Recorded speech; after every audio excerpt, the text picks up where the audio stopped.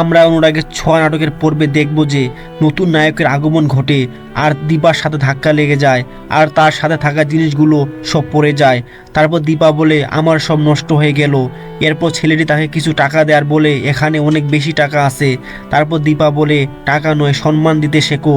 তারপর ছেলেটি চলে যায় গান গাইতে আর সেই অনুষ্ঠানে অলি আসে আর বলে আজ বাবা আসবে আর আমি তাকে বলেছি আজ এই দিনটা আমার বাবা কিছুতেই মিস করবে না। তারপর মাইকে বলে উঠে আজকে আমাদের এই অনুষ্ঠানে গান গাইবে আরিয়ান আর আমাদের মেধাবী ছাত্রী জয়ী।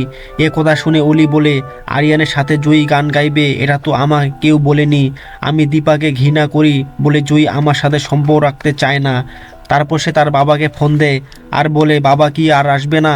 বাবা আমার কোনো কথা শুনে না, সব কিছু ভুলে গিয়ে সে ওনার কাছে চলে যায়, এজন্য আমি তাকে ঘৃণা করি। তারপর জয়ী গান গাইতে শুরু করে আর আরিয়ান গিটার বাজায়। তার মধ্যে আরিয়ানকে জয়ীকে ভালো লেগে যায়।